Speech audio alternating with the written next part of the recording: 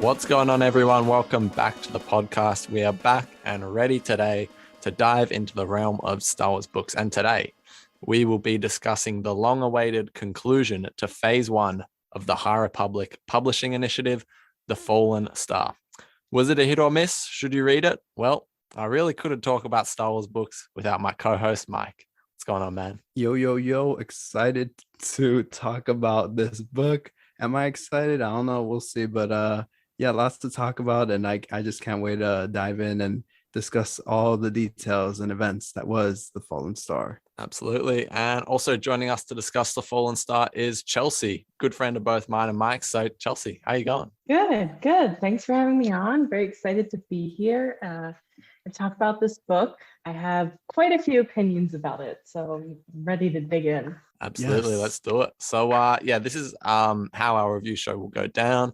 We'll all give our overall thoughts on the novel, discuss important talking points, answer some of your questions, and then give our overall rating. And just so we're clear, everyone, this is a spoiler discussion. If you haven't read The Fallen Star, save this podcast, go read the book, and come back and listen. Also, because this is the third installment of the High Republic adult novels, we are assuming that you've also read Light of the Jedi, as well as The Rising Storm. Absolutely. And before we jump in to give our overall thoughts, if you are a new listener to this experience that we call the Star Wars Exchange, make sure you subscribe for breakdowns such as this one. While Phase 1 of the High Republic novels might have just wrapped up, we still have Midnight Horizon to go. And we're here to talk about it. So make sure you're prepped and all ready to dive in into all the books with us. So make sure you subscribe, like, do all that. And we can't wait to talk with you. For sure. As I mentioned, this is pretty much the finale of Phase 1. While we still have more stories yet to come, this was pretty much the conclusion of the main story. So yeah, let's just get into our overall thoughts. Let's start with our guest, Chelsea. What did you think of The Fallen Star? I'd heard mixed things, but I tend not to let that influence me one way or the other because I tend to pretty much enjoy most things that I read or that I watch. And so I would say like the first third of this book had stuff that I really, really enjoyed.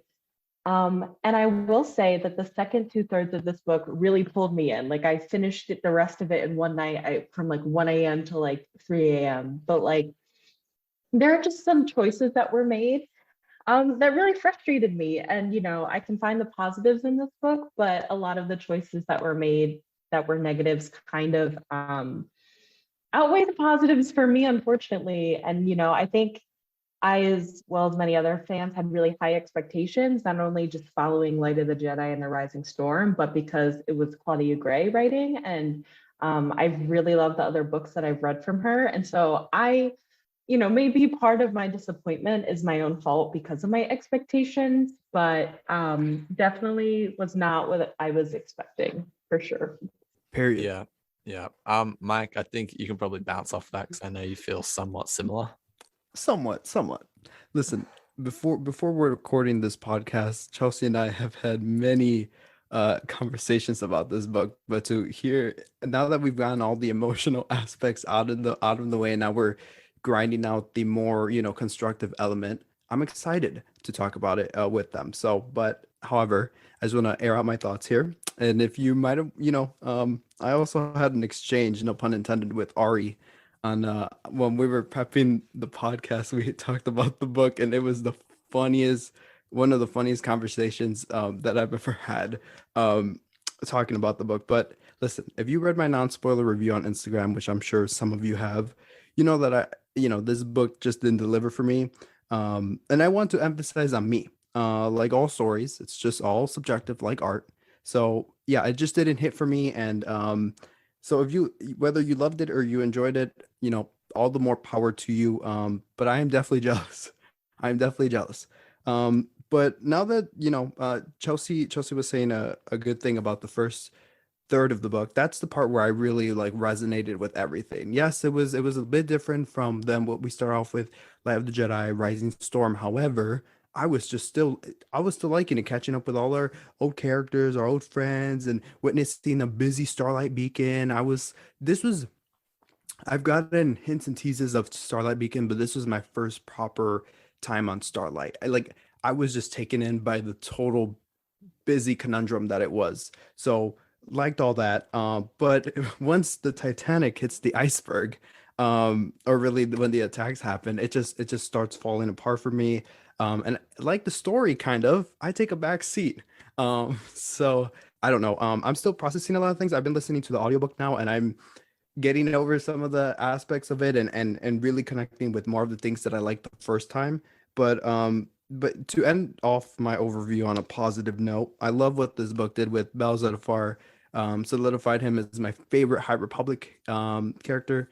We have a whole palette of characters, and the fact that you can just like, it's hard to choose one and be like, that's my favorite, because there's so many. That just tells you about the writing of these stories, that they introduce so many characters, and it's just so hard to choose. So credit to Claudia Gray and her work with some of the characters in this book, like Orla Jareni, rest in peace. I really liked her in this book. She was awesome. She was a starlight, no pun intended. But yeah, this is the first book. This is the first book of all the High Republic ones that I've read that really made me want to go back and reread the books that I've already read and dive into the ones that I haven't read. I want to touch every crevice, and read all the books just because of Claudia Gray here. I don't know what she did. Not that we saw these characters and stuff combined. It was this element of like, oh wow, it's really come to an end, and this is where we're at. So I don't know. I'm still trying to process that thought of why I want to go back and reread all this stuff, but I do. And I'm yeah, I'm just excited to hear Ari's thoughts on this. Ari, give me your thoughts, bro. Yeah, well, firstly, I think Starlight, that pun was intended, but I'll let that slide. Anyway, yeah, look, so I feel quite differently to Mike and Chelsea, I would say, on the book. While it is probably my least favorite of the three sort of main novels, it is my least favorite. I still liked this book a lot. I will say, like, I don't know, I felt like we sort of treaded water for around 100 to 110 pages.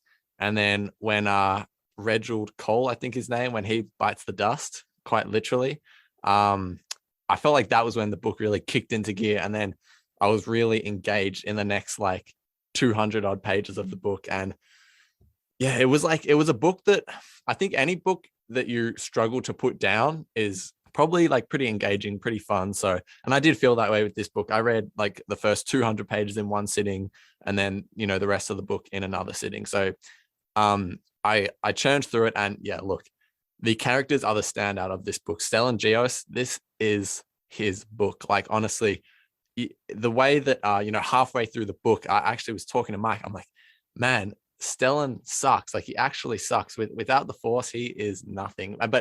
And it was but I liked the way that they were writing this. They were showing that, you know, when you strip some of these Jedi down and they don't have, you know, the Force to guide them or, you know, power them or whatever it is, you know, what are they going to be like? How are they going to act? And Stellan was not acting in a good way. He wasn't really a good regular person at all. So the way his character develops through the story is fantastic until we get to like the very end, and he says the last thing he'd ever do, he'd done right. And I just thought his arc in this book was fantastic. He's still not my favorite character, and honestly pretty far from it, but he was just fantastic in the book. He was probably the highlight for me for sure. Belzetifar, certainly my favorite High Republic character as well. He was fantastic. Orla Jareni, I've only read one or so issue of the comics with her in it, so I'm pretty new to the character. She was fantastic. The way her and Stellan bounced off of each other just like provided some really awesome like scenes, some great dialogue, which credit to Claudia Gray for that. And yeah, look, I do agree that this is probably not the best High Republic main novel.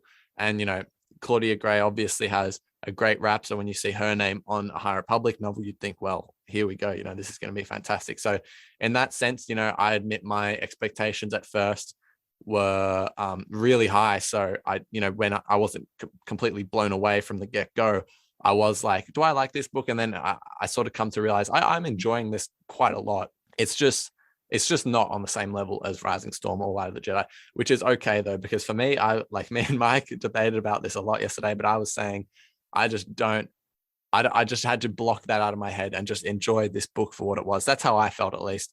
And then once I really just started to enjoy it, I was enjoying it. What can I say? I was having a good time. But yeah, that's about all I really have to say in terms of my overall thoughts. I want to get into like the big talking points of this book, and I want to start off by talking about the Starlight Beacon, the main event, the Fallen Star, title of the book.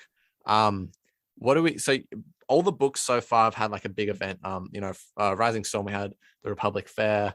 Light of the Jedi, we had the hyperspace disaster. So all the books have surrounded about some big event. So Chelsea, what did you think of the big event of this book, and how do you think it compared with the other the predecessors to this book? Like the concept of, Starlight Beacon falling and that being like pretty much the whole setting for like a contained story, that I actually didn't mind. I feel like I really enjoyed Into the Dark and how that was kind of like a relatively, contained story. It just sucks because I just love these characters and I love this era, and it's like we really can't win. Like they can't have one nice thing. So, but of course that's just kind of like there has to be a conflict for there to be a story, right? I mean, I kept up on the comics, but I was definitely behind before reading this. And so I think something that I was a little frustrated with in this book is that we don't really know what happens in the top half. And I guess we'll find out in the comics and future content. But that was something I really wish we had more of in the book. And I personally just kind of have a hard time understanding like the schematics of Starlight Beacon. But in a sense, I kind of liked, it almost felt like horror-esque kind of story where you're on like a sinking ship and like you're panicking, how are we going to get out, this and that. So yeah, I guess I've in terms of the concept, I kind of enjoy that, but there are just a lot of things that, I don't know, kind of left me a bit confused, I guess, in like the portrayal of the progression of the events. Yeah, Josie, I 100% agree with you. I was left sometimes bewildered at I don't know, like I've said this 100 times to my friends, and I said this in my Instagram review.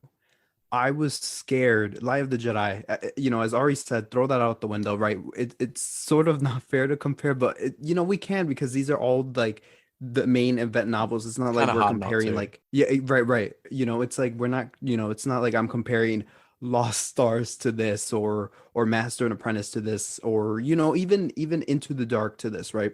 These are all have been the main course meals, if you will. So there's just kind of like an expectation of, oh wow, the Nihil, we're gonna get some cool presence of them, Markion Row. There's just they set a precedent, so it's just like you kind of expect that. And that's they've revealed in the promos and the marketing that Starlight Beacon was going to crash and fall and explode. So I was expecting that, right?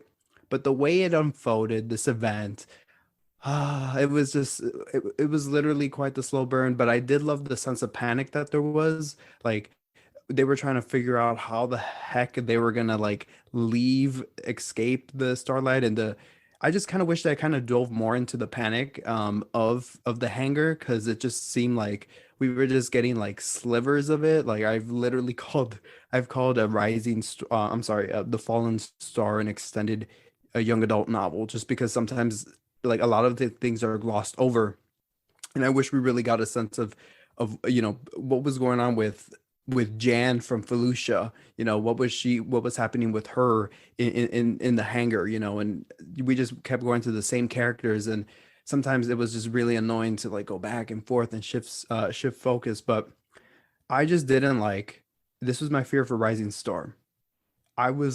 We're gonna get this Republic Fair, and I was just like, all right, we're gonna do this shtick again of an event happens in the book. Okay, is this what these books are? There's just gonna be events. All right, cool, I'm in. But hopefully, it just doesn't become super reliant on the event telling the story, right? I mean, you still have characters to tell the story, but this one just, there was too many characters where it just felt like we weren't even progressing anywhere with them. Instead, we were just shifting this focus, like, oh, let's see what they're doing in this hallway. Let's see what they're doing in that hallway. That's all it felt like to me. And when we would get to, Elzar and the people we really want to be with, it would be like, oh shoot, that's interesting. And then it was just cut, period. it was just cut. We didn't dive really deep into like, I don't know, like some of the, reading the previous novel, The Rising Storm with Ty York, and how you got to really get to know her character, even though she was new. It's like we learned a lot about these characters, about Stellan and Elzar and Belle, but I just felt like it was some of it.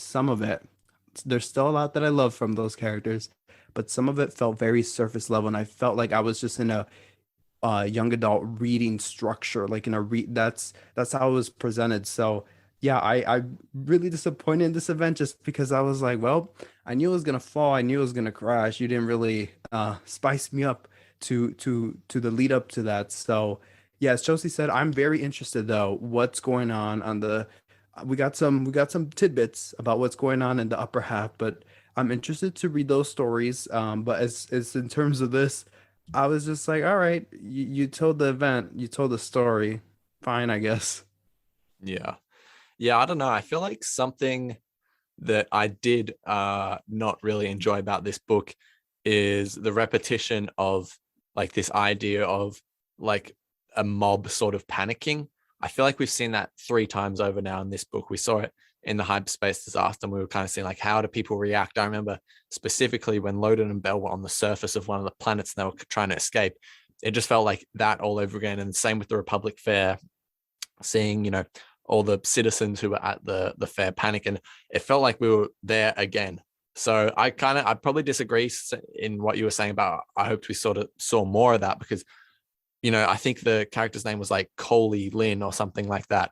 He, to me, was while he was the reason for a lot of good sort of points made by Claudia, I felt like he was a repeat of what we've seen in the 2 other books. So in that sense, the drastic event happening again, for me, I sort of just thought, oh, okay, like while I enjoyed the idea of it, it felt pretty like repetitious to me. And however, I do agree with you, Mike, about like the marketing for the book was very strange to me, that because it wasn't about will like the Starlight Beacon survive, whatever. It was like they pretty much said, all right, Starlight Beacon's going to crash, which happens on like one of the last pages of the book. So I'm like, well, that's the whole book.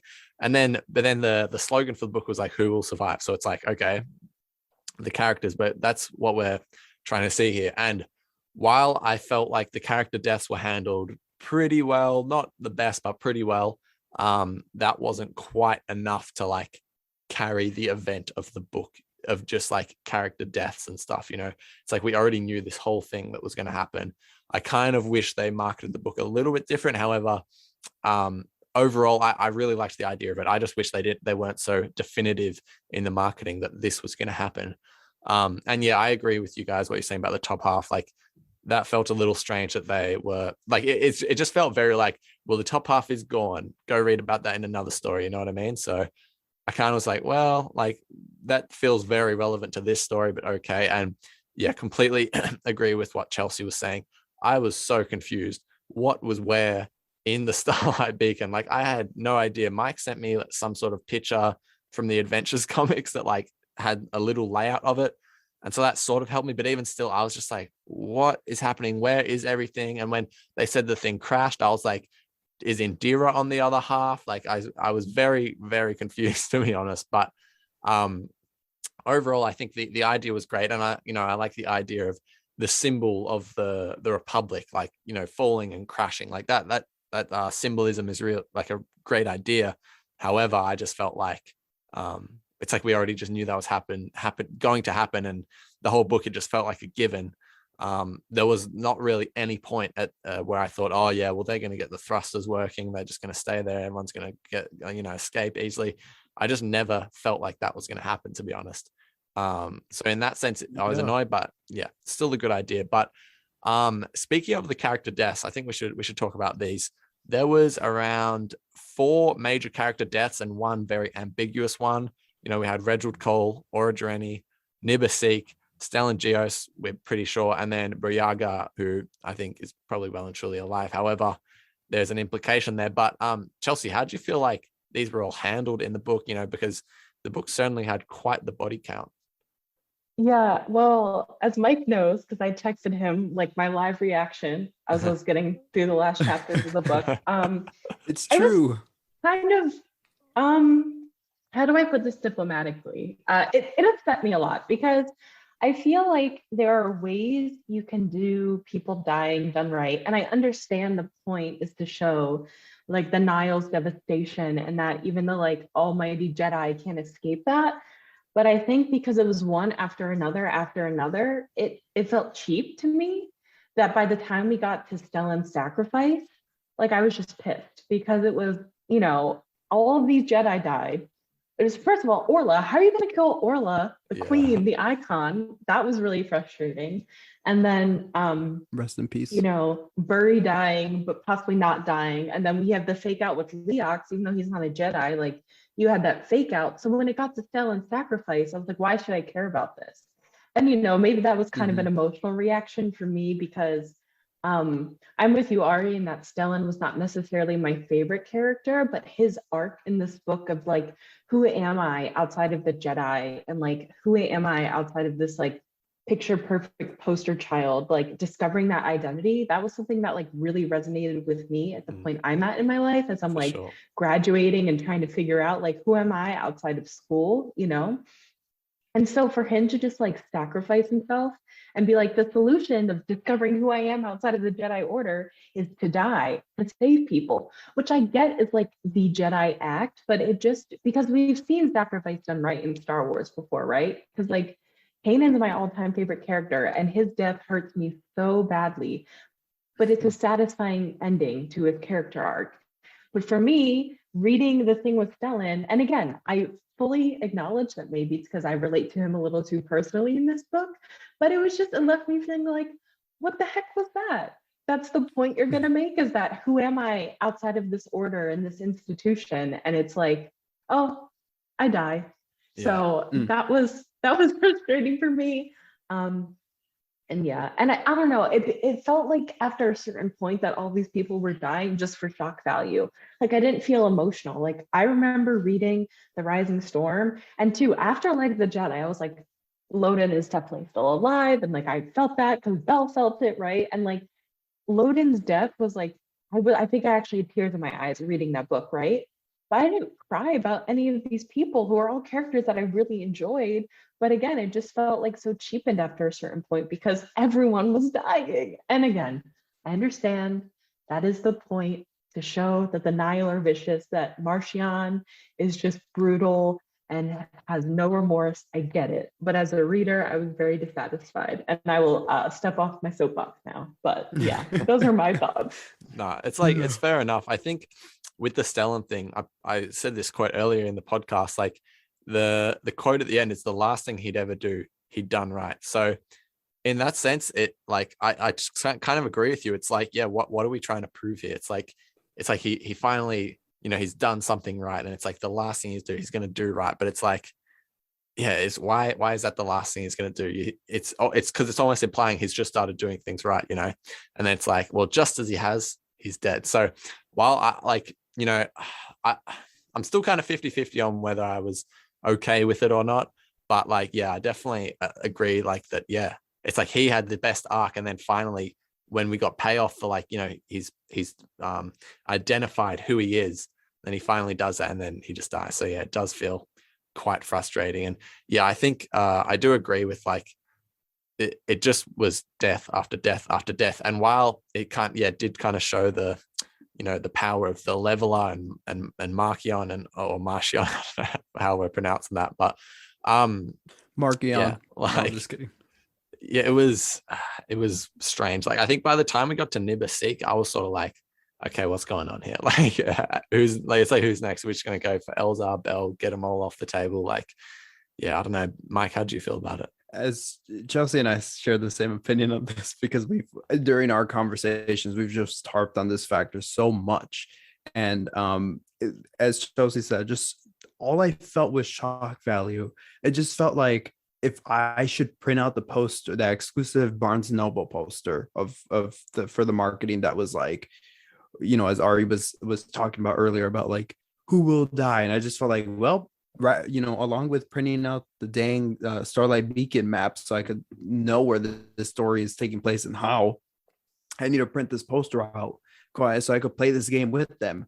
who's dying next, and crossing them out as they fall, because they were just dropping like flies. And I think it was just it was such a disservice to the amazing writing that they've done so far with these characters to just cut them off, and just be like, yep, your story's done. And then it's like, you're going to introduce now new characters. Well, why should we care about them if they might meet similar fates, you know? I don't, you know, there was, like I said, there were standout characters to me. Orla, Elzar and Orla, that dynamic. I can read an entire novel series about those two on that ocean planet they were on.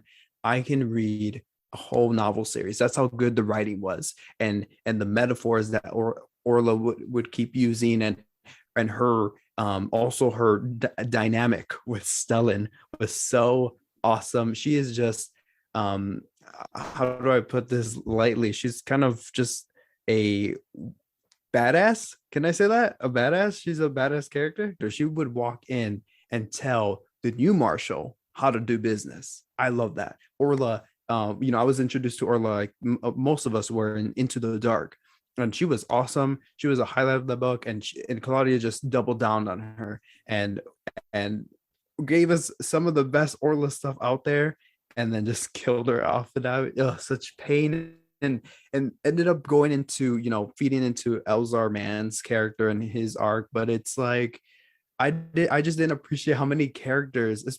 I will say this: I did not appreciate how many female characters were just being wiped off the floor. And here's Nibasek, whatever her name is, Nibasek. She's gone. You know, we're gonna put Bel's master out of service. Avar Chris is nowhere to be found. So it just felt like we were wiping all the female Jedi, and I'm like, well, no female Jedi safe out here. Other than that, though, I did, like I said, love what she did with Bell, Stellan. Yeah, at the end, the scene still hit me. Like, that was so sad. But as Chelsea was saying, that this whole buildup of living outside the order and what you were, and it just, the ultimate sacrifice. We're gonna hit that trope of, you know, Jedi is about sacrifice. I feel like I've been taught that lesson so many times. So that wasn't even shocking to me. I was just like sad that they like killed him off. And I was kind of mad because up to this point, Stellan was like my favorite Jedi. But during the book, I was like, no, it's Bell from this era. But yeah, listen, I do love that there's a palette of characters out there that we can love. But listen, if the comics go like how this book went, nobody is safe. So if you've been reading the comics, get ready. I have not, so I don't know who's going to be wiped out, but y'all can let me know on Twitter. Listen, if y'all don't mind, I just want to add on to something Mike said about with Orla, and how the beginning stuff in this book with her and Elzar, some of my favorite stuff. I could talk about why in more detail later, but like you said, it was extremely frustrating that not only did she just like die after all that, but she died essentially to further Elzar's narrative. And that's coming from someone who, Elzar is my favorite Jedi in this era. But there are ways to teach that lesson without killing off like other characters. It's a frustrating trope, I think, to rely on to kill off. And two, Orla has her own independent storylines in other stories, I'm sure in the comics. So it's not like her journey depends on a man. So I appreciate, but it's frustrating that her like life had to end. Not had to, but the decision was made that she would die so that Elzar could face kind of more turmoil and more self-doubt, which I think was just kind of a frustrating choice. To, you know, especially again, and that's coming from someone who loves Elzar, but that's also coming from someone who hates how Elzar ended up in this. So I'll get I can talk about that more later. So I'll let Ari share his thoughts about all of this. Yeah, did you with these characters, was it a win for you in this story, or were you at a loss like Chelsea and I? Mixed bag. I've been saying that a lot on the podcast lately, but it was a mixed bag. Like Reginald Cole, like even though, I mean, I don't think anyone really cared that much about his character, that was the death where, because that really like pushed the story into gear, as I was saying. So that one like really rang true with me. And then the Orla one I kind of liked, not like, you know, I agree with what Chelsea was saying, but I liked it because it was like, well, anyone that goes after it is gonna, you know, bite the dust. But then when it got repeated with Nibasik, I was like, oh, are we just gonna keep doing this? Because it was just the same thing over and over.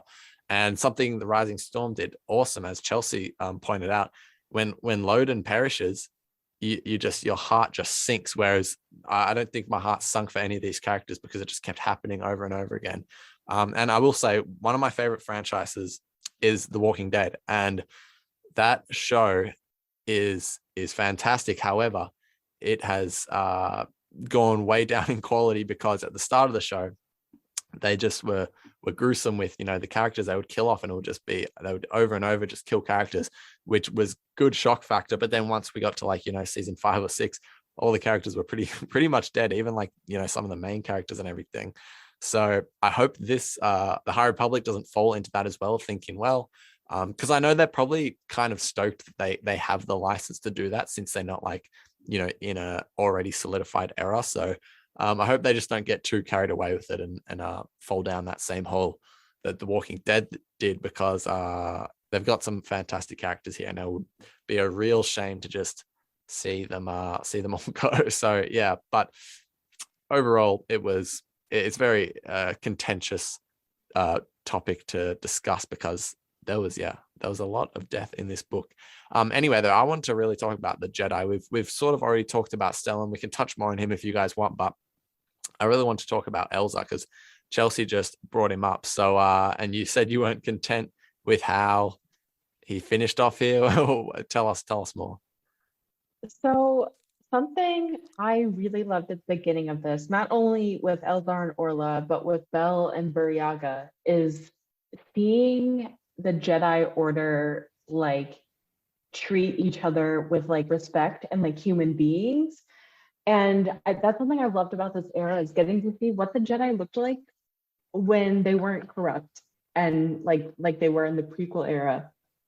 And I'm studying for my degree in social work, and I say that because something I really saw in the beginning of this book is the Jedi practicing like trauma-informed care and like trauma-informed institutions, and like recognizing that, in that, like, the one line I think that stood out to me was like, I think Burry essentially telling Belle, like, you can't take care of other people unless you can take care of yourself. And these are things that like I'm studying about and learning about and trying to apply in my everyday life. So to see that in the Jedi, I was like, man, this is beautiful. And comparing now this to the fall of the Jedi in the prequel era makes that all the more devastating for me. And again, this, you know, the idea of kind of rehabilitation that Elzar was going through with Orla, and how like beautiful that was, and the messaging she was teaching, just for him when he's facing a moment of stress. I cannot remember her name right now. I feel bad, but you know, slice her in half, and then that's that. Like, really, you're going to do all of this work with Elzar? And I'm like, again, my favorite parts of the book were like the Jedi relating to one another, and like seeing how that was handled, and seeing them like recognize like themselves as whole beings, and not just like, you have to be this one thing, right?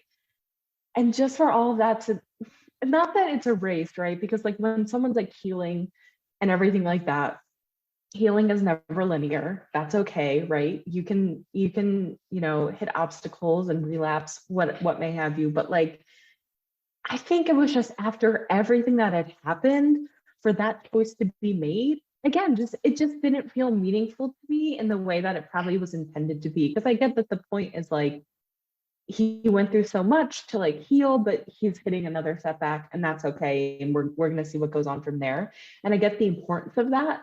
But again, after everything else that happened, I was like, why? I don't care. Like, I'm just frustrated. And again, I'm recognizing that that's kind of my sort of emotional involvement in it, and not me like kind of viewing it objectively. But when I'm talking about my experience when I first read it, that's very much my feeling of like, really, you're going to do this to Elzar? Like, come on now.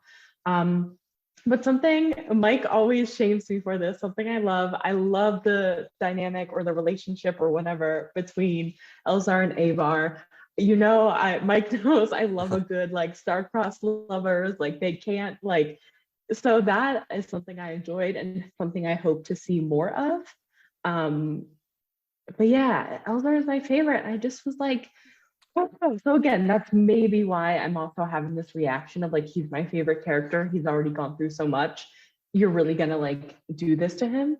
So I recognize that wholeheartedly as I'm like going on this rant. But yeah. Yeah, I think I do agree. It's a really odd choice. Like at the start of the book, there was two quotes that I wrote down that I really liked. One was they were sort of Elza was like thinking about what happened at the Republic Fair and says extreme circumstances created extreme emotions. And then he also questions, where do you draw the line? I don't know if Ola says that or something, but yeah, I kind of feel like I do agree. It's just very strange because yeah, like people can have setbacks in a recovery process. However, it was just like that was probably the most heartbreaking moment of the book to me, because I'm just like, oh, come on now. Like it's an interesting sort of story to go down, and I feel like it would have been slightly different to the Elsa one. So it would have been kind of cool to see another character do that and them go through this. But then it's like, poor old Elsa just can't catch a break. Like, and I think that quote, extreme circumstances created extreme emotions. Like, I think that was sort of foreshadowing this, because he was, you know, extremely emotional about it, you know, in the lead up to before he goes and cuts Chansey in half. He's saying like, oh, the Nihil, they've done all this, they're going to destroy Starlight. And so it's like, yeah, it is just like another moment of like giving into the dark side, giving into his anger, his fear, all that sort of stuff. So yeah, I'm just very, I'm on the fence once again, because I need to see more. I want to see what's going to happen after this, because by the end of the book, it almost seems like he's going to try and live to honor Stellan's legacy. And is that how he's going to heal through, like, you know, the shame and the guilt that is associated with what he did? So yeah, I'm very just intrigued to see where it goes. Like, it does disappoint me a little bit, because I'm just like, oh, Elza just cannot catch a break. And something I actually did really like about it, though, is his you know, his nerves around telling Ava. Like, he's absolutely dreading doing it. He's saying he's gonna have to tell everyone, but hardest of all, he's gonna have to tell Ava. So that's something that's interesting, and I wonder if that's going to be covered in the next novel whenever we get back to this time. I know they're going back 150 years, but yeah, interesting choice. What do you think, Mike? No, well said, the both of you. For me, the Jedi in this, as I've harped on earlier, I you know, great. I think it's a great cast of characters, but you know, this is more of an, or you know, this is not even Claudia Gray's fault. This goes back to like when they were doing the planning of this story. Yeah. Where the heck is Avar Kriss? You introduce her in Light of the Jedi, and you have her absent from Rising Storm, which is fine. You know, the middle chapters of you know, trilogies are usually the characters splitting off and doing their own thing. Fair enough. But it just would have, like, I didn't even think about this until someone DM'd me and they were like, oh, how do you know what I read Light of the Jedi, I loved it. Where do I go from here? What can I read? And I'm like, oh, well, read Rising Storm. And they're like, okay, cool. I loved Avar Kriss in it. In Light of the Jedi. And I'm like, oh, spoiler, she's kind of not there. And I wish I could say she comes back in this novel, but she doesn't. And I mean, she's back, but she's not one of the trios. And it's just, for me, you just, not that you needed there to, you just needed there for, to, you know, for all the people that start reading Light of the Jedi, just consistency, y'all, consistency. But you know, I understand what they're doing with the comics, but it just would have been a lot more impactful having her there, and it just would have felt like this really big event. And you know, whatever she was doing, maybe, you know, maybe that's fair that she's on the other side, on the top, but yeah, that was, other than that, I don't have any issues about any big issues that haven't been said already. But I'm like, man, give me my Avar Kriss. She's awesome. I love what they did with her in Light of the Jedi, and I was just expecting her to come back up, but they're doing something else, which fine, fair, but you could just really feel her presence missing here. So yes. Yeah, I agree. I think in Rising Storm, it didn't bother me for two reasons. One is, as you say, middle chapters of books, the main cast usually do split up. However, I was up to date with the comics at that point, so I knew what was going on with Ava, and so I wasn't really bothered by it. However, reading Fallen Star, I'm way behind on the comics and don't really know at all what's going on. So I was like, seriously, what is going on with Ava? So I definitely share that frustration with you. But I really want to talk about Stellan just a little bit more, because I think obviously he probably was, I would say, the main character of this book, but and not just Stellan, but sort of the Jedi as a whole. And are we starting to see the downfall of them into what becomes the prequels? Because this something that I found so fascinating was one of the queens of the planet that Starlight was falling onto, Irem, I think it was. They question when they're talking to Stellan, are the Jedi too proud to ask for help? I think that's just like a very interesting point to make, because is that the Jedi? Is that Stellan?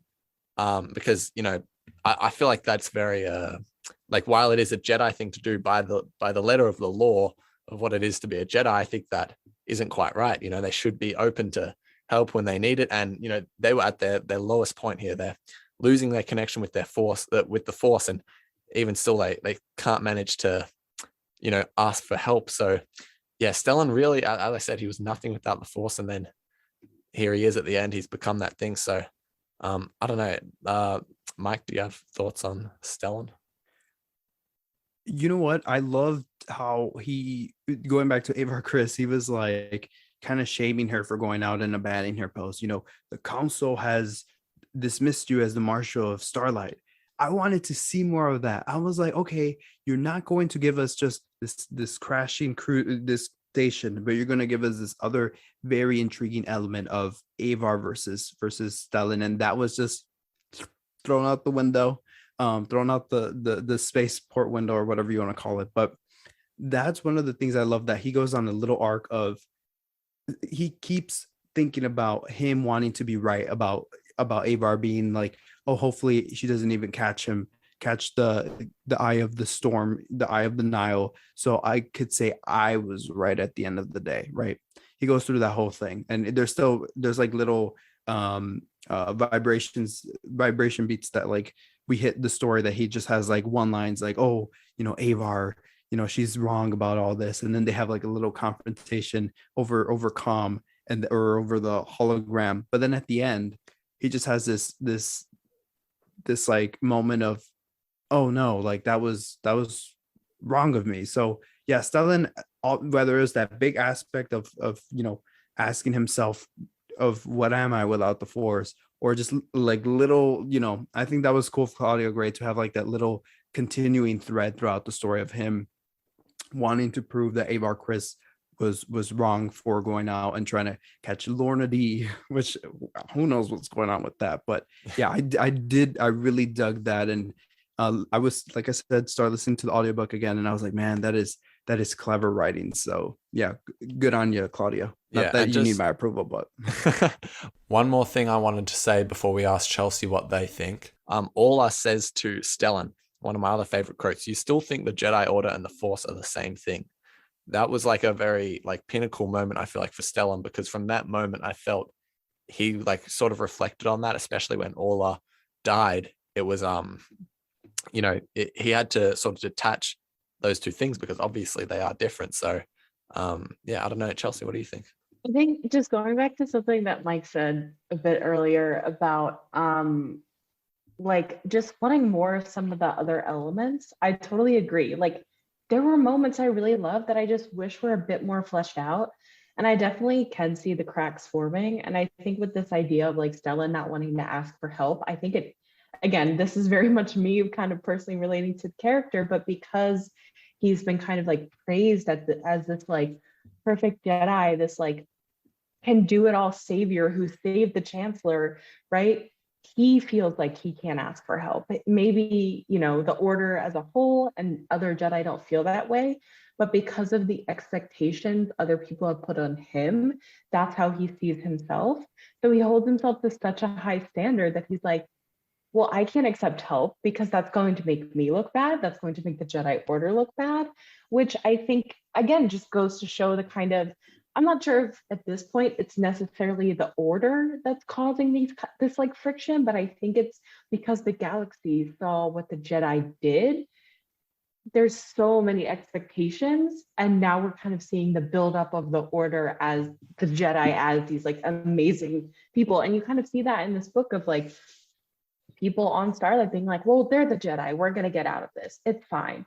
So I think not only is it the order itself kind of reaching the point that we see in the prequels, but it's the expectations of the galaxy that are just like very heavily weighing on Stellan, especially after such like a public thing happened with him holding the Chancellor in his arms. And I know they briefly kind of like put a spotlight on that in this book, but I think like I wish I could have seen more emphasis on that, because then I think you could like not see more where Stellan was coming from, because I think people like see that, but I think that's really important to kind of show why he seems kind of frustratingly stubborn at times. Yeah, definitely. Another interesting play in this book were the formidable space pirates. I wouldn't even call them pirates, y'all. They are more elite than pirates, a lot more classier, and that's the Nihil.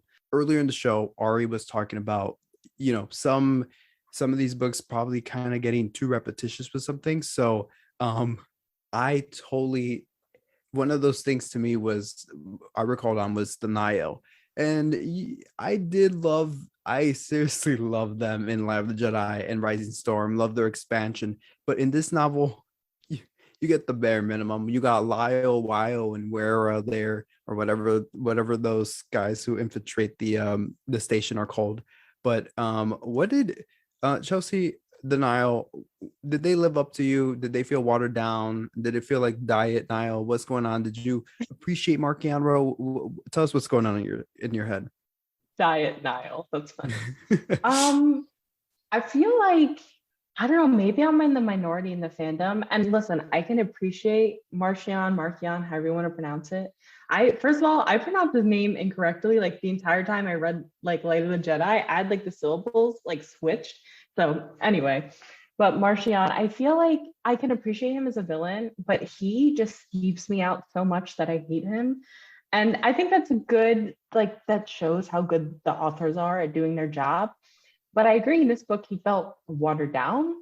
So I don't know, I think you said this to me before, Mike, but they just like, we're not really in the story. Again, we have the infiltrators, we get the scenes with, Marchion and Senator Staros and all of those things, which I don't know how I feel about that.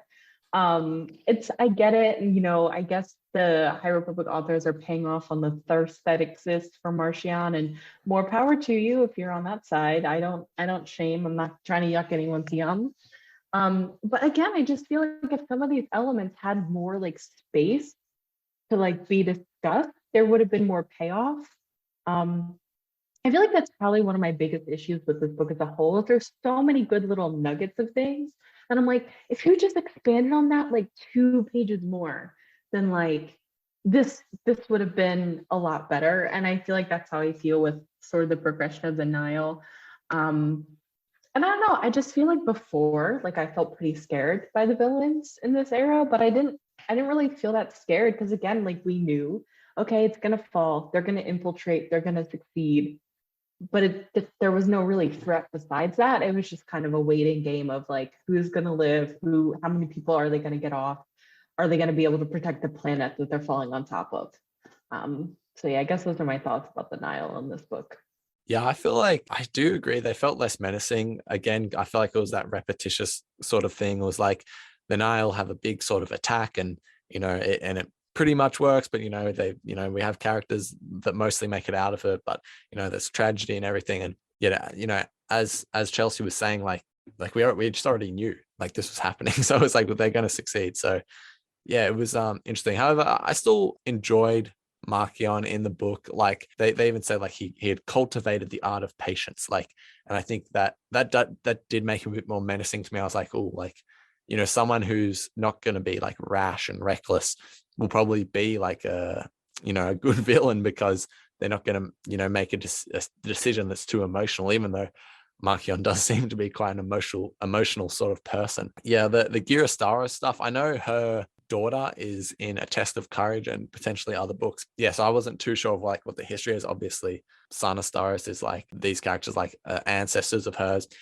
Yeah, that was an interesting sort of dynamic that I wasn't expecting. They described it as like Ro was like winning her over with charm and stuff. So I'm quite confused. Like, what is the state of the Nile right now? Is it just Ro and that person's called Thea? What are the rest of them up to? Because at the end of the book, he's saying like, oh, I got to tell the Tempest runners not to attack the beacon or something like that. But however, on the ship, it was, just those couple of people, and there was like a few robots. I think he wanted it to seem like, the ship could be run by droids, and I don't need anyone or whatever. I'm not too sure. But then there was even the thing with the loyalists, who were the ones that like went on and infiltrated it in the first place. I think they all do perish, because I think Chansey kills them. But he says at the end, well, they weren't easy to replace, but he knew where to get more or something like that. So I'm just very confused. What is the state of the Nile going forward? But also, I don't know, Mike, what do you think of Marchion Ro as well in the book? What did you already say? No, I didn't even get to touch on that yet. What I love about this is that the Gaze Electric felt very similar to Starlight Beacon. While usually you're used to busy bodies all going around, it just felt like an empty hallway. That's what the Gaze Electric felt like. It felt like we were doing nothing, but every time we would get back to the ship, it just felt like a late Friday night. All the employees had gone home for the day, and it was just the one assistant working late, and the other person was it was the boss and maybe another employee getting down on the chair. I used to trust me, reading live. I hate to keep bringing them up, but just like I said, set the standard.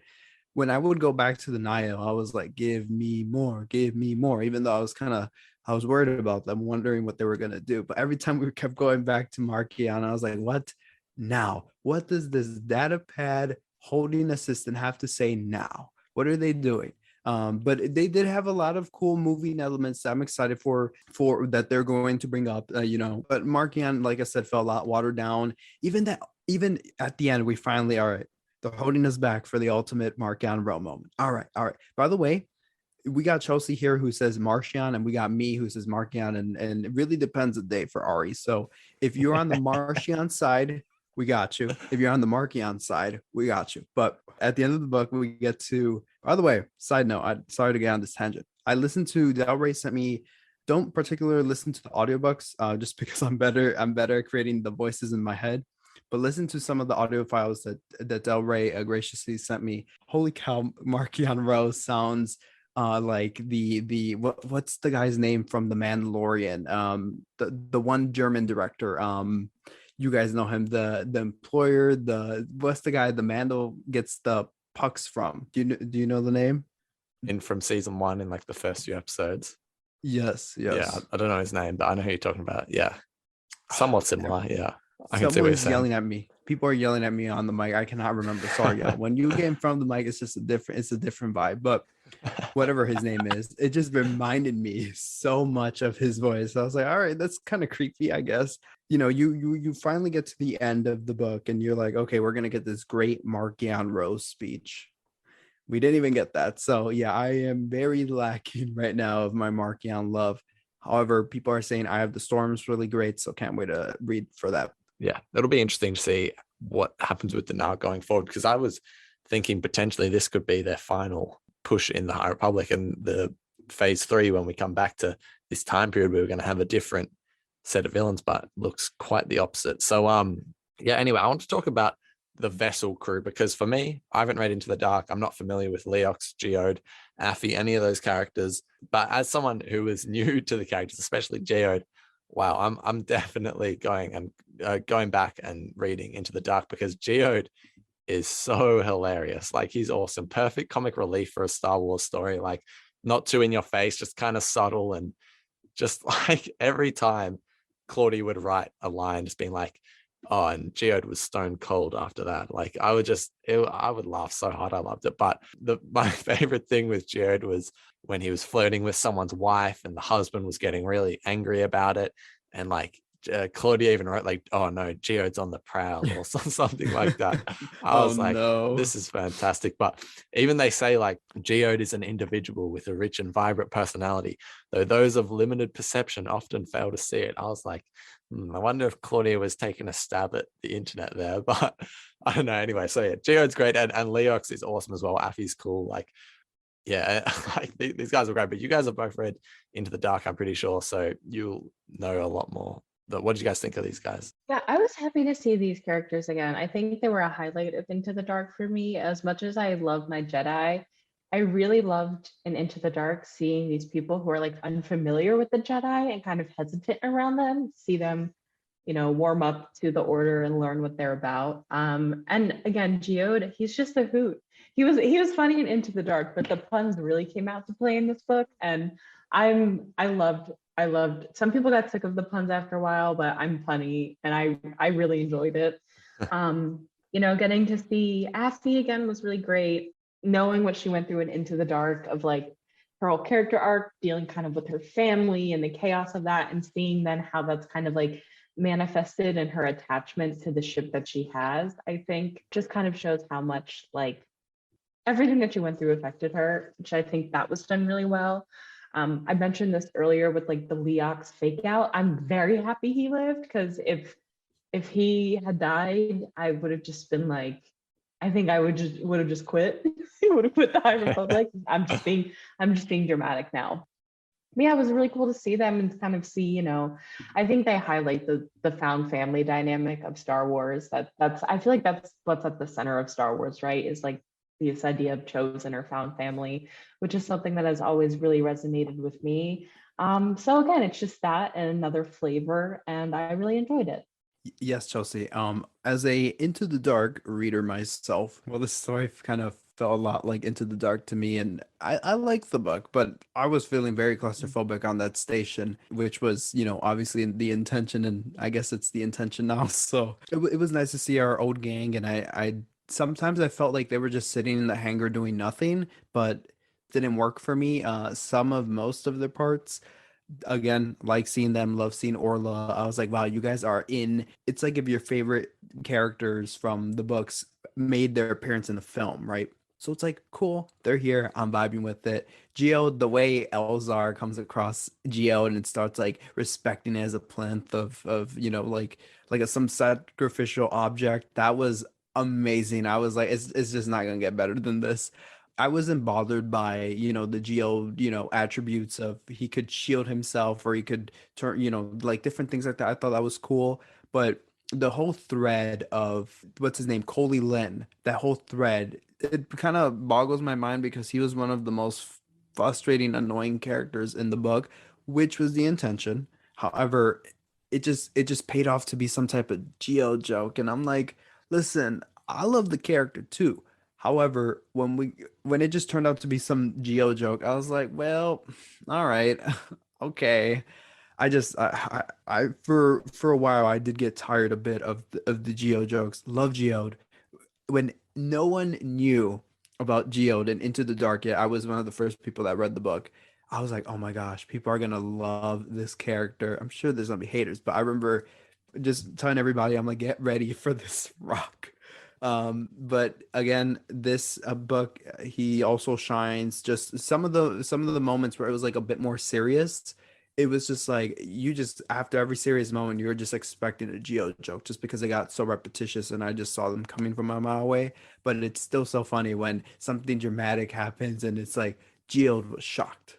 It was like you just could feel the silence in the room, and it made me laugh out loud sometimes. But besides that, I just besides the whole thread leading up to a Geo joke, I did love Geode in this. Of course, who doesn't love Geode? So come on, Geode love out there. And Ari, listen, Ari, the co-host of the podcast, he has Into the Dark being delivered to his house very soon. So he'll get to know about the origins of this cool Affy gang, and learn about Affy's mother, what's going on with is it the Byron Guild? I think they call it, or the Byron, something like that, the Byron Guild. So yeah, if I'm telling you guys, Ari as well, we had to talk. Just this book, as much as flack I'm giving for a lot of the aspects of it, it was so cool reading about so many things and being like, I need to get caught up with the High Republic. I was on call with Ari and started ordering all these High Republic books. So it's really now the time to jump on board on reading all these books because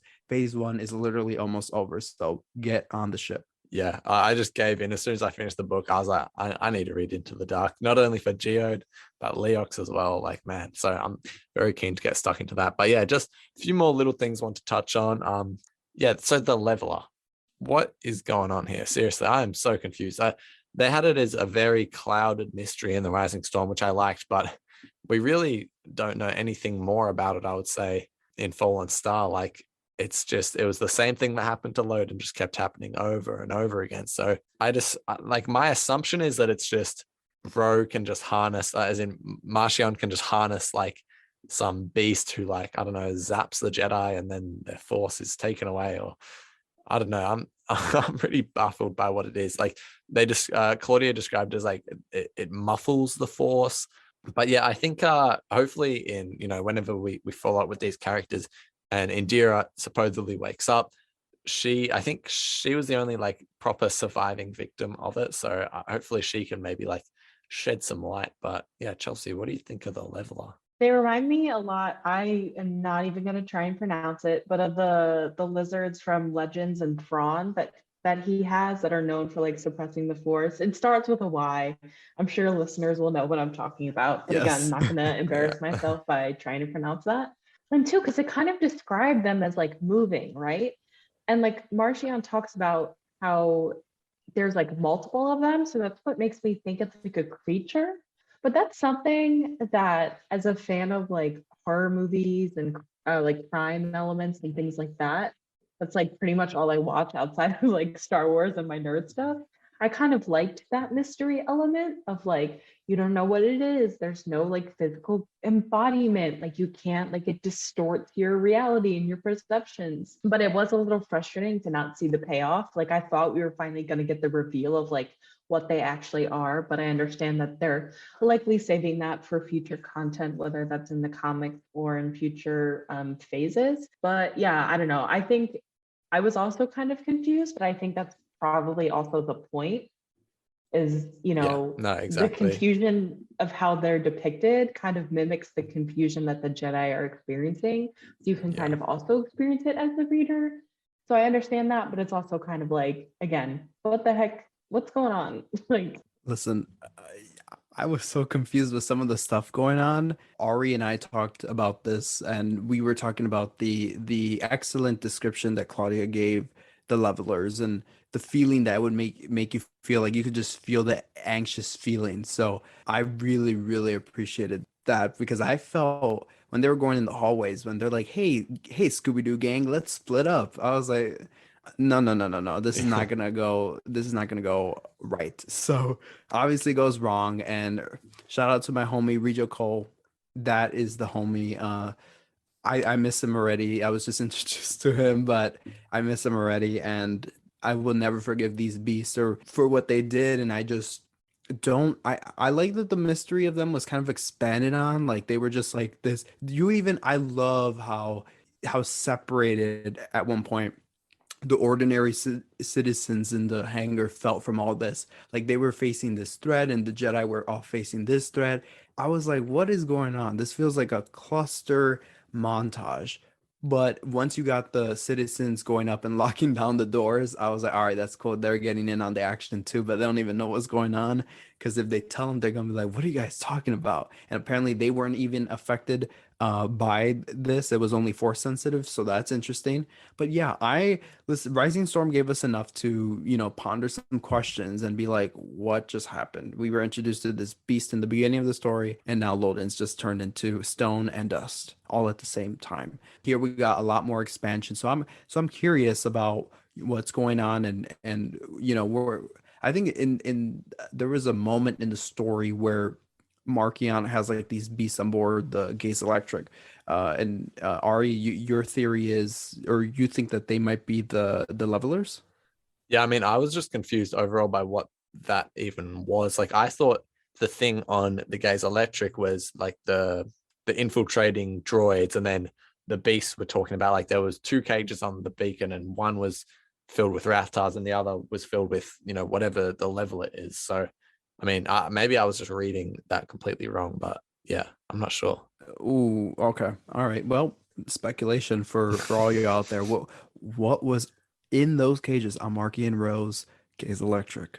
Just real quick on the leveler as well. Yeah, me and Mike were talking. I feel like something I enjoyed was like the leveler. I feel like it literally gives the Jedi like panic attacks that kill them. Like Indira, when she's experienced it, they're describing like her fear was amplified. She couldn't take in the light. She was blinded. It just really felt like just a panic attack was happening. But then, they'd have that and then they would just die pretty much. Obviously, it was much worse. I'm sure there was a whole lot of visions and stuff going on. But like, yeah, I thought that I definitely felt that fear. I was like, wow, okay. So yeah, but the last thing I want to talk about was just the ending. Were you guys satisfied? Were you unsatisfied? Personally, the whole book, it just like, since it was wrapping up 3 books and like a trilogy, I was like, okay, I don't know, I expected a little bit more. I felt a little bit unsatisfied, especially just because now I know we're gonna have to wait for a long time until we follow up on this story. Because look, I'm not frustrated about that. I'm sure they plan this out and stuff, but that's an interesting decision. But yeah, I definitely there was some Rise of Skywalker vibes with the end, in terms of, I remember they were talking about all these ships had come to help, and in the end they didn't really get to, but someone said like it still matters that they came, and that just reminded me a lot of Rise of Skywalker, with all the people of the galaxy coming to save the day. Even though in this they didn't save it, I just thought, yeah, that was a nice message to send once again. But yeah, I don't know, Chelsea, what do you think of the ending? I agree. I did like that message, and I liked like when Elzar and Ava are talking, and how like about Stella, and how like he's still our Starlight, even though like he's not here. I enjoyed that. Yeah. Like again, there's these bits and pieces that I really enjoyed, but overall, I don't think I was very satisfied with the ending. And again, I think maybe when the High Republic is finished in its totality, and I go back and read this, I have a feeling I may like it a lot better. But right now, just pretty unsatisfied with the way it ended. You definitely, Chelsea, definitely. I'm with you. And Chelsea, we talked about, I think you were the one that mentioned this, where early in the story, I hate it when stories contradict themselves. Come on, y'all. Early in the story, you had a line where it was like, oh, this is the second time in a week they've towed the Starlight here, or something like that.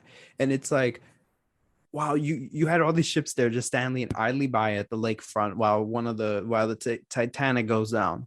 And I think Chelsea was the one that said, they were like, why didn't the ships attempt to save anyone? Or they could have had like some cool moment where they all come in and they all tow, however that works, they all have the little tractor beams, and at least try to set it away from the gravitational pull. They could have done something like that, where half the tower goes down and half of the station still remains. And that, I think that would have been super interesting, rather than, well, the ending is spoiled by the promotional art. So yeah, I don't really know how I feel about the ending. I do feel it fell short for me.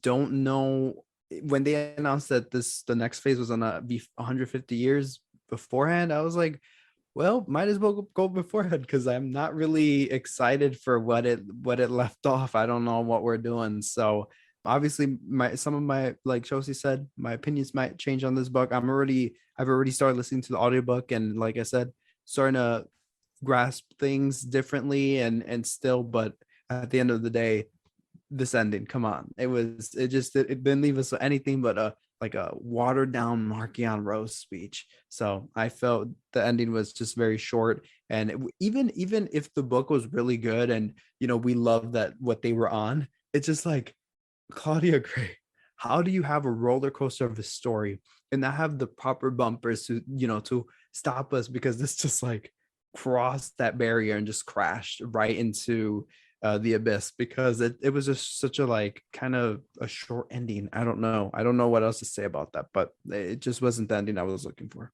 Yeah, well, that's the only thing I really want to touch on before we start talking about our Q&A and what's next and stuff, was we haven't really talked about Burryaga much yet, because he had an interesting sort of arc in this book.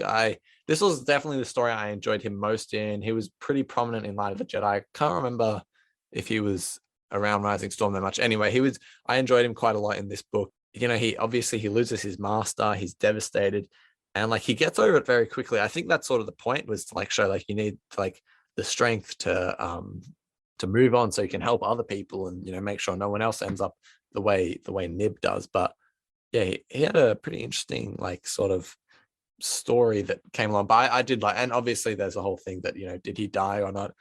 pretty safely assuming that he hasn't, because it looks like, I feel like when we come back to this time period, there's going to be a story that'll be like all about Bell finding Burryaga. That's sort of the vibe I got, maybe like a YA book or something. But that's sort of, yeah, and I think that'll be good, because it'll be nice for Bell after he wasn't able to save Loden to, you know, save Burryaga from whatever. I don't know how that's going to work. Yeah, I'm interested to see. What do you think, Chelsea? I love Burry. I think he's a really unique character because from the beginning, in Light of the Jedi, he's depicted as like very in tune with emotions, and that's seen as a strength and not a weakness, which is something that, again, in the Jedi, we know emotion, especially kind of like over emotion, is seen as a weakness. And I think just generally in a society, in our society, that's kind of how it's not like looked upon well to be that emotional or to be in touch with other people. We're in a very individualistic society. So it was really nice to see this character.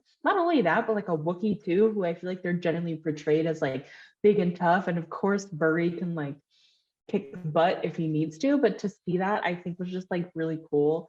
And again, I've touched on this a bit before, but seeing like his interactions with Bell and like him saying you can't take care of others unless you take care of yourself, and like how Burry helps Bell process his grief over Loden and his fear of losing Indira.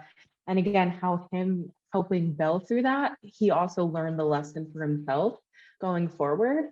After all the crap I talked about, how Stellan's sacrifice didn't seem meaningful, I think Burry's decision, again, whether or not he's actually dead is to be found out. But I think that did feel meaningful, that like he realized like, this is a chance, I could give Elzar a chance to help these other people, so I need to do this. And that did feel meaningful to me, like Burry's sacrifice. But he's a really cool character, and I really hope he isn't actually dead, because I think I would just truly give up, because come on now, how are you going to kill our favorite Wookiee like that? Right. No, agreement with you. Burryaga, I hope he's out there. I mean, there's enough in there that it's definitely that he lived. Before I was feeling that Orla was still alive and they're gonna undo that, but after all these hints and teases that Burryaga is still alive, I'm like, well, she dead. So no, Burryaga standout for me, and well, one of the standouts of this novel. But I don't, you're touching on that tidbit, Ari, about what he had to go through with this in this book, and he had to fight Rathtars and stuff. I'm like, he went out by a Rathtar, like I don't know, like as Chelsea was saying, you have a Wookiee Jedi, but I don't know. I just think back to the Darth Maul comic where he took out like 3 or 4 Rathtars out at once, and it's like he couldn't at least take out one by himself. So I don't know. I'm not that person to be like, oh, who wins in a versus? Would it be 2 Raptors or this Jedi? Like it's who the story wants. So you know what? Fine. If this is going to somehow further Bell's story of getting, conclusion on losing his master, redeeming himself, if you want to say that. Okay, I'm in. But he's definitely alive. They're not gonna kill off the only Wookiee Jedi. They had 2. What's Nib Aztec species?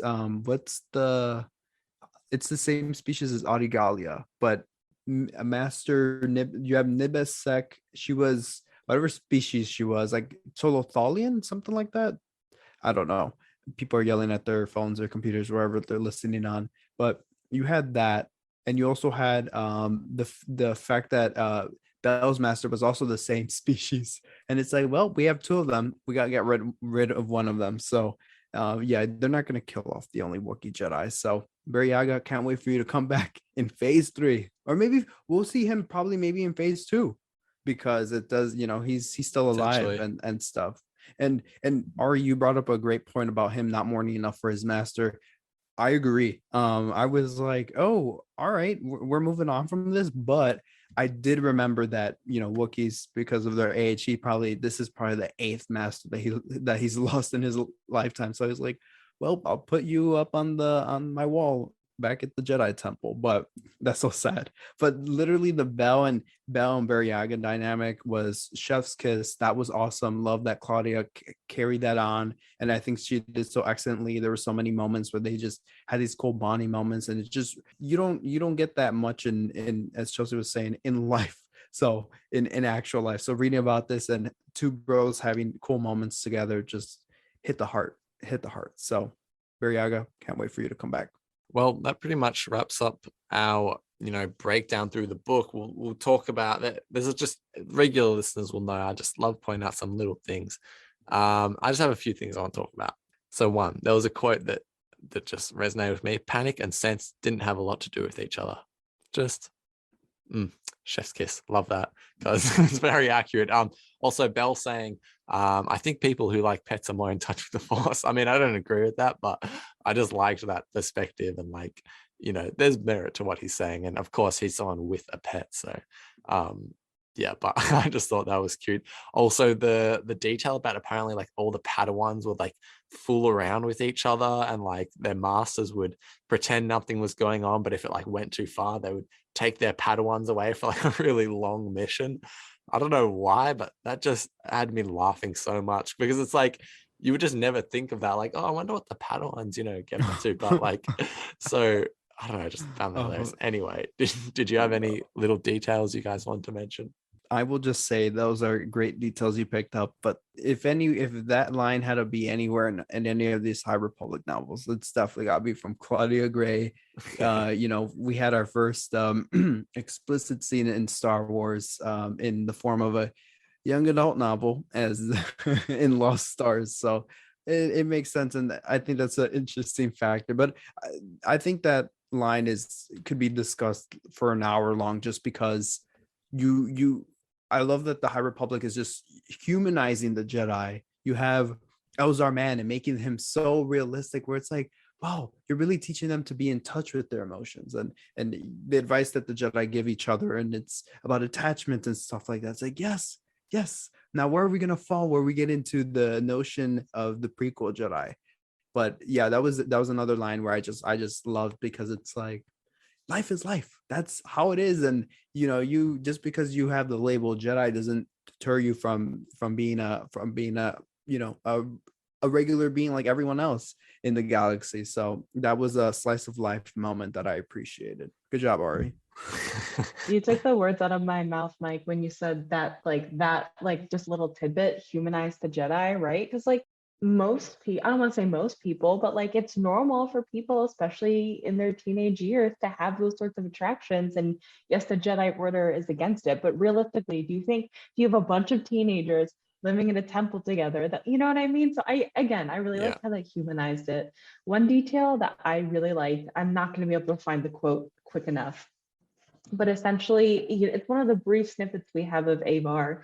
I think either when she's like when they kind of first dock on the top half, and it's being described how she can like hear like the symphony and everything, and there's just like this detail where it's like she didn't really notice, but there was a subtle crashing of waves in the background, and we know how Elzar connects to the Force and sees the Force as an ocean.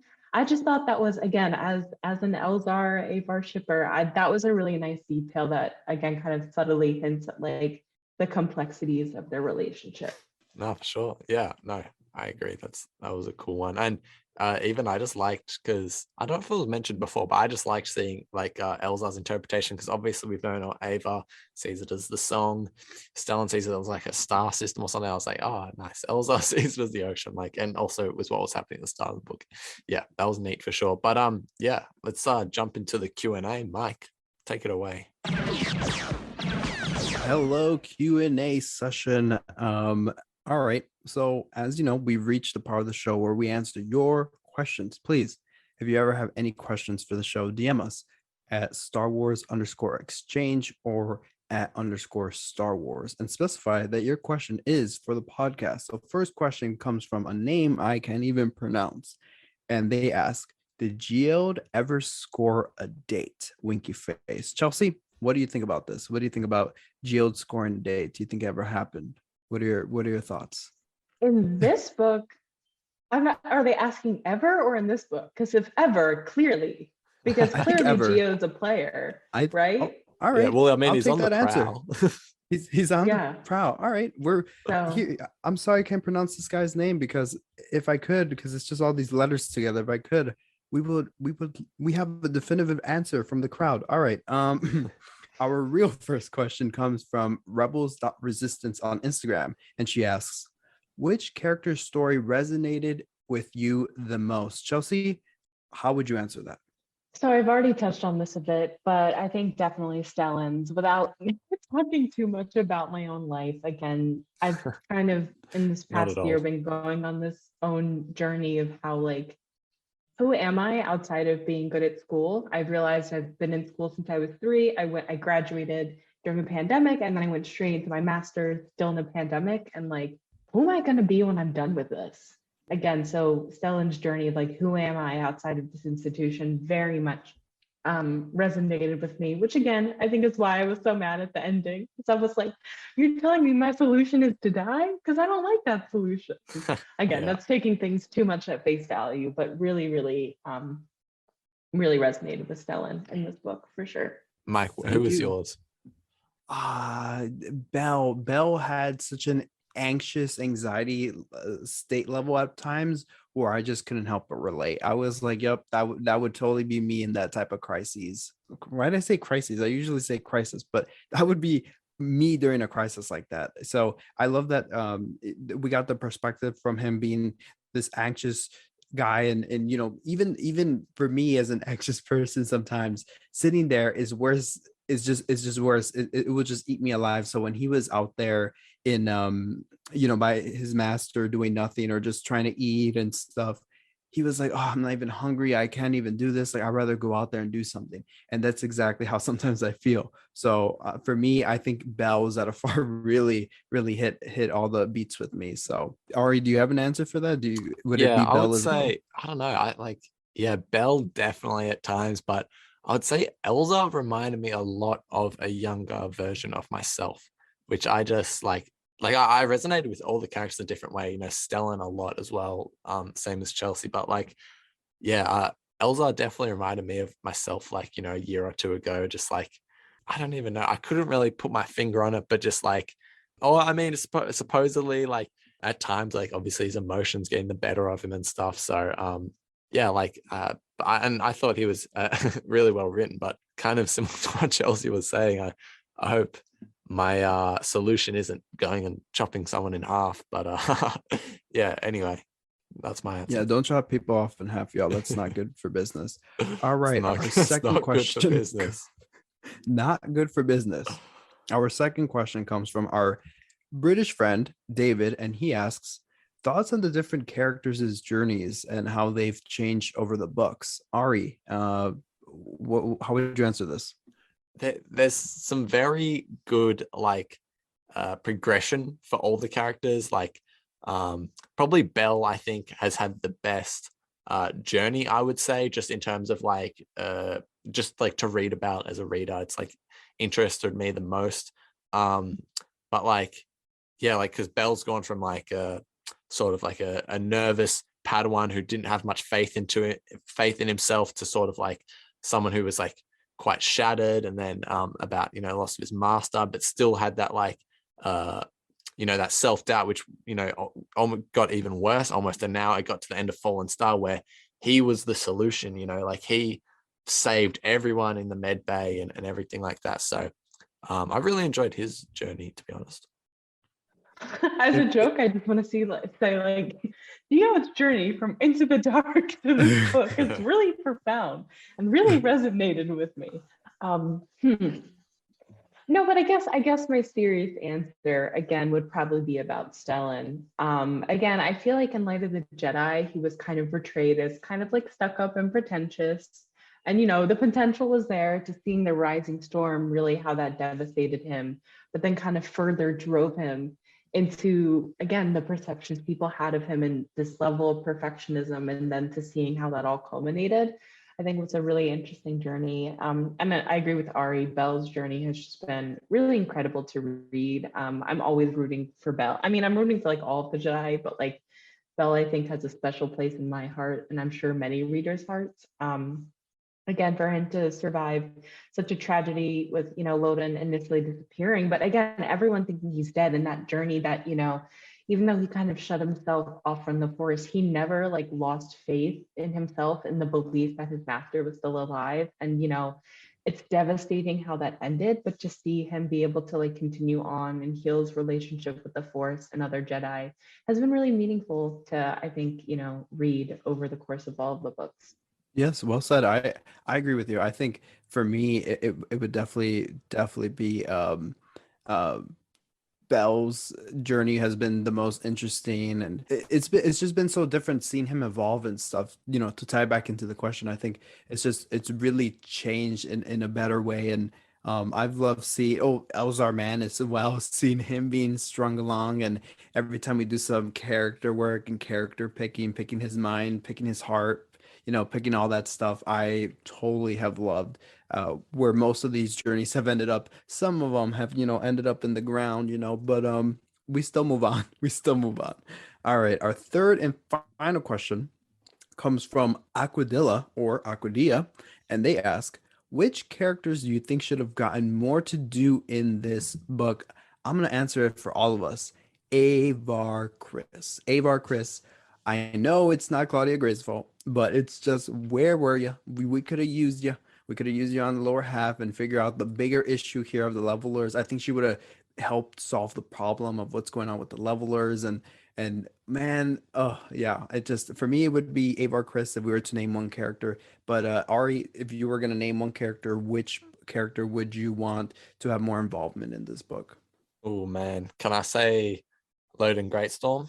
Ooh, Because come on, the wound is still fresh. I mean, I also kind of want to say Geode.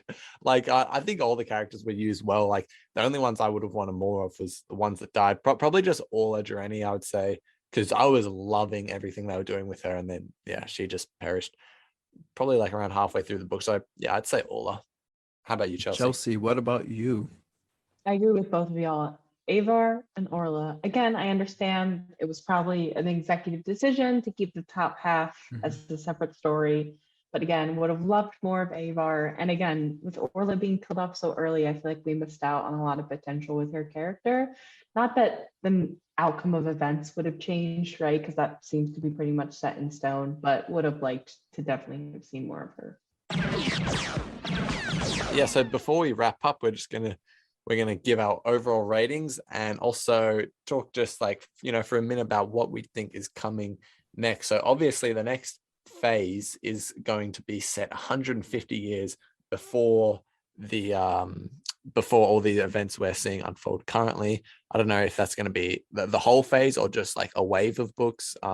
Still a bit unclear. I'm not too sure, but yeah, it's going to be interesting to see. But Chelsea, tell us, what do you think is coming next in terms of, that stuff that's going to be 150 years before?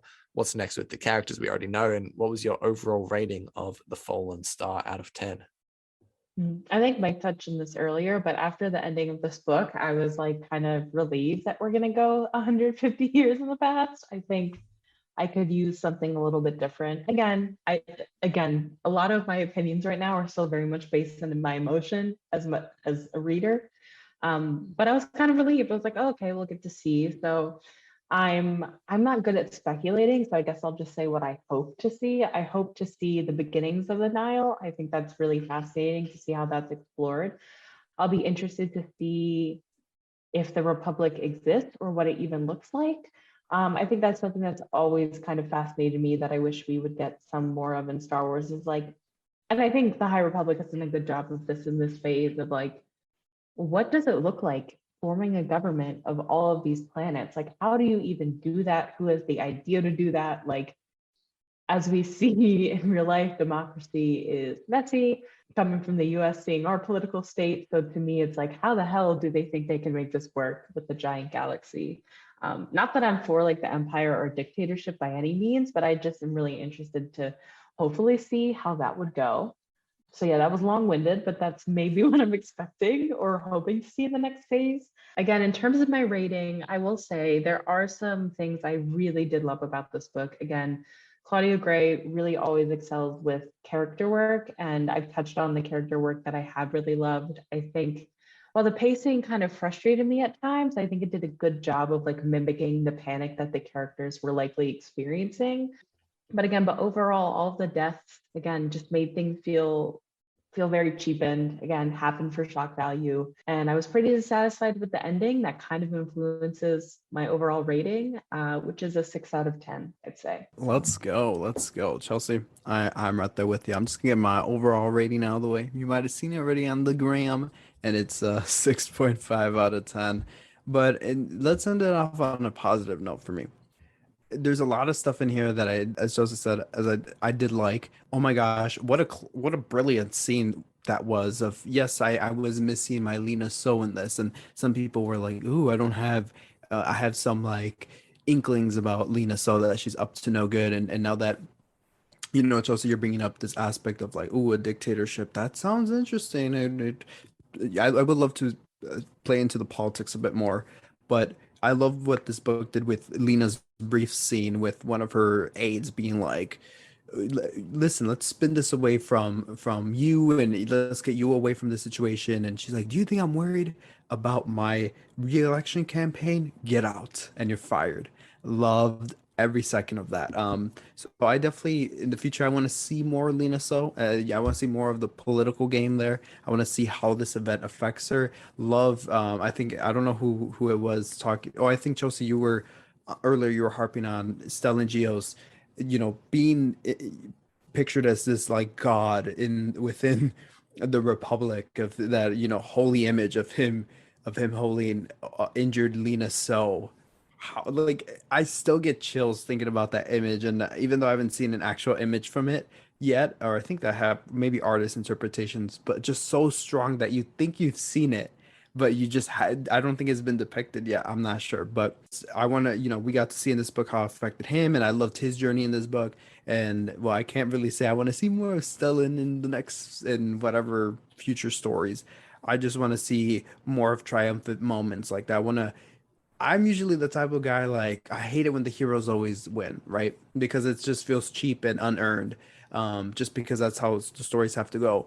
But let us get a Jedi victory up in here because it's just been nothing but death, destruction, defeat. Let us get a Jedi victory in here. And speaking of Jedi victories, our Ari, what are you thinking about your overall rating and thoughts on the future of that is the High Republic? Yeah, as I said, probably what I'm most invested in at the moment is the continuation of Ava and Elzar and Bell and Burry at the moment. The rest, I actually, yeah, and to be fair, Lena, so there's a lot I'm still, looking forward to in the future of the characters we already know. And I'm not saying I'm looking forward to it, but I'm very interested to see why the authors have decided to go 150 years back, because I still trust the authors, and I mean, I'm sure whatever they have planned is probably going to be quite good. So I'm very, very interested to see what's going to happen there. But yeah, my overall rating, I'm slightly higher than both you, 8 out of 10 overall. The Fallen Star didn't live up to the crazy expectations that I think everyone, including myself, had. However, it was still a book that I didn't want to put down. I was always interested to see what happened.